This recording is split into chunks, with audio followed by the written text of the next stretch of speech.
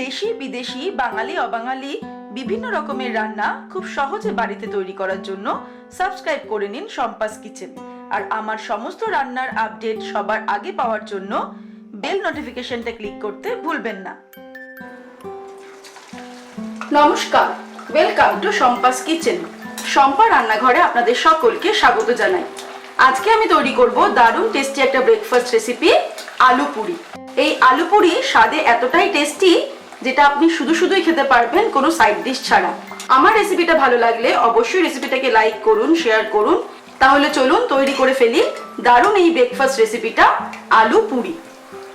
আলু পুরি তৈরি করার জন্য আমাদের যে উপকরণগুলি লাগবে সেগুলি হলো, আমি ময়দা নিয়েছি 1 কাপ, আটা নিয়েছি 1 কাপ, দুটো মাঝারি সাইজের আলু আমি পাতলা পাতলা করে কেটে নিয়ে সিদ্ধ করে রেখেছি, ধনেপাতা কুচানো নিয়েছি 1 মুঠো, দুটো কাঁচা লঙ্কা কুচিয়ে নিয়েছি, হলুদ গুঁড়ো 1/4 টিস্পুন, লঙ্কার গুঁড়ো 1/2 টিস্পুন, জোয়ান নিয়েছি 1/2 টিস্পুন, আর 1/2 টিস্পুন চাট মশলা, আর এর সঙ্গে লাগবে স্বাদ অনুসারে নুন আর সাদা তেল।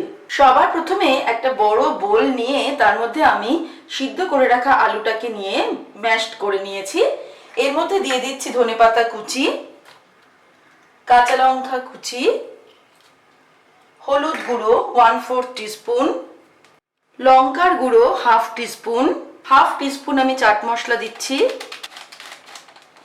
1 কাপ আটা দিয়ে দিলাম, 1 কাপ ময়দা, 1/2 টিস্পুন জোয়ান এরকম হাতের পাতায় নিয়ে এটাকে একটুখানি এরকম ভাবে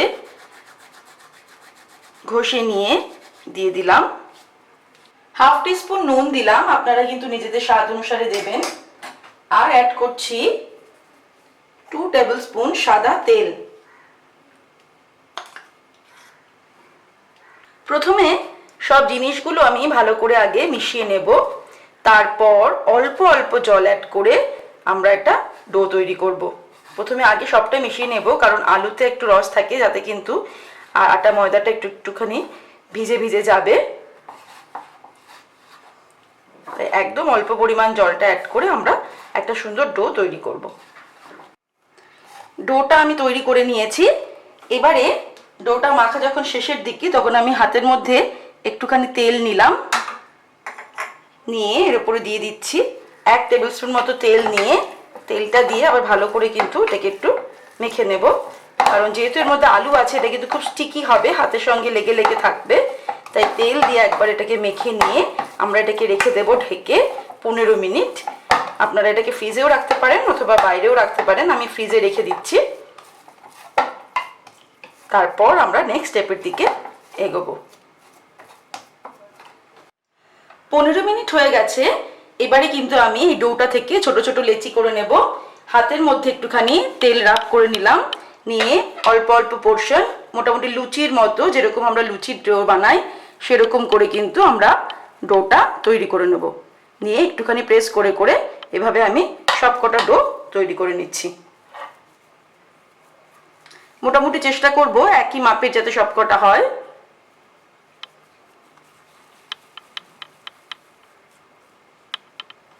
লেচিগুলো আমার তৈরি করা হয়ে গেছে। সম্পূর্ণ ডোটা থেকে কিন্তু 12টা মতো লেচি বেরিয়েছে। এবারে আমি নেক্সট স্টেপের দিকে এগোচ্ছি। এবারে আমি লেচিগুলোকে বেলবো। বেলার আগে কিন্তু বেলুন চাকিতে আমি খুব ভালো করে তেল মাখিয়ে নিয়েছি। এবার এক একটা লেচি নিয়ে অল্প অল্প করে তেল লাগিয়ে লাগিয়ে আমাদের বেলে নিতে হবে।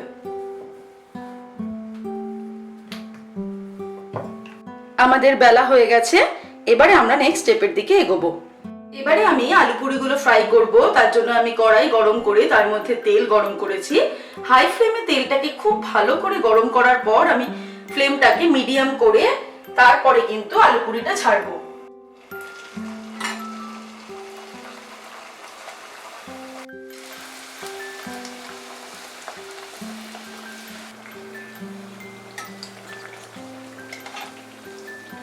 তৈরি হয়ে গেছে আমাদের আজকের রেসিপি, আলু পুরি।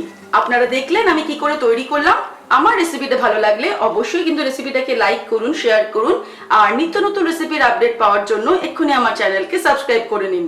সুস্থ থাকবেন, ভালো থাকবেন। আমি আবার হাজির হব নতুন নতুন রেসিপির সঙ্গে। নমস্কার।